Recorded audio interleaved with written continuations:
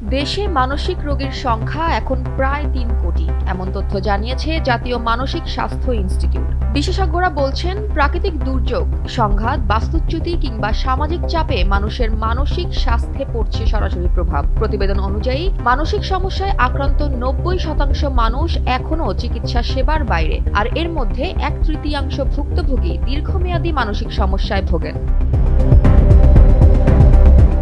বিশ্ব মানসিক স্বাস্থ্য দিবস উপলক্ষে জাতিসংঘের মহাসচিব অ্যান্তোনিও গুতেরেস বলেছেন, সংঘাত, স্থানচ্যুতি ও জলবায়ু পরিবর্তনের কারণে পৃথিবীর কোটি মানুষ মানসিক দুর্দশার মধ্যে রয়েছেন। তিনি আরও বলেন, জরুরি পরিস্থিতিতে মানসিক স্বাস্থ্য সেবা কোনো বিলাসিতা নয়, বরং এটি অপরিহার্য। প্রতিটি মানবিক প্রতিক্রিয়ার অংশ হিসেবেই মানসিক স্বাস্থ্য সেবাকে অন্তর্ভুক্ত করতে হবে এবং এই খাতে বিনিয়োগ আরও বাড়াতে হবে।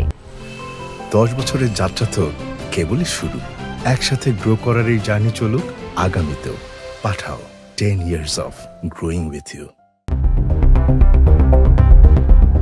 বিশেষজ্ঞদের মতে বাংলাদেশের চিত্রও ভিন্ন নয়। দেশে দৃশ্যমান দুর্যোগ কম হলেও মানসিক স্বাস্থ্য সমস্যা দিন দিন বেড়েই চলেছে। গড়ে প্রতিদিন 5 জনের 1 জন কোনো না কোনোভাবে মানসিক চাপে বা উদ্বেগে ভুগছেন।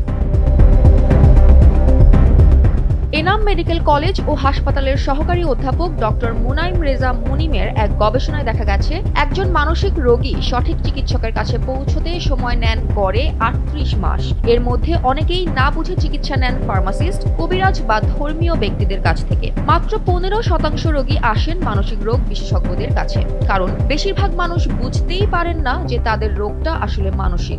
বিশেষজ্ঞদের মতে দেরিতে চিকিৎসা নেওয়ায় সমস্যা আরও জটিল হয়ে যায়। অনেকেই আবার ভুল ধারণায় ভোগেন, যেমন মানসিক সমস্যা মানেই পাগল হয়ে যাওয়া। এছাড়াও সমাজে নেতিবাচক প্রতিক্রিয়ার ভয়ও মানুষকে চিকিৎসা থেকে দূরে রাখছে বলে জানা গেছে।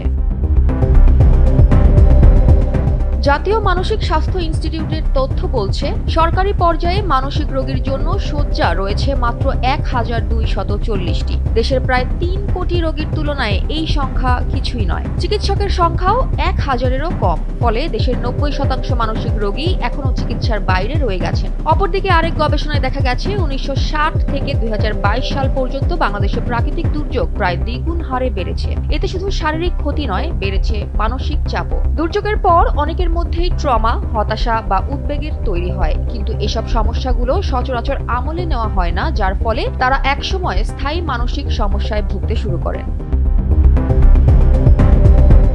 এদিকে ঢাকা বিশ্ববিদ্যালয়ের সহকারী অধ্যাপক নাজিফা চৌধুরী বলেন, মানসিক রোগে সঠিক সময়ে সঠিক বিশেষজ্ঞের কাছে যাওয়া অত্যন্ত জরুরি। অনেকে জানেনই না কখন সাইকোলজিস্ট আর কখন সাইকিয়াট্রিস্টের পরামর্শ নেওয়া প্রয়োজন। এজন্য স্কুল কলেজ পর্যায়ে মনোবিজ্ঞানী নিয়োগ ও সচেতনতা বৃদ্ধি জরুরি বলে মনে করেন তিনি। অপরদিকে বিশ্ব মানসিক স্বাস্থ্য দিবস উপলক্ষে রাজধানীতে অনুষ্ঠিত হয়ে গেছে run for mental wellbeing, marathon সহ নানান কর্মসূচি। বিশেষজ্ঞদের মতে মানসিক স্বাস্থ্য নিয়ে প্রচলিত কুসংস্কার ভাঙা এবং চিকিৎসাকে সহজলভ্য করা এখন সময়ের দাবি। কারণ মানসিক স্বাস্থ্য আর বিলাসিতা নয়, এটি এখন টিকে থাকার শর্ত।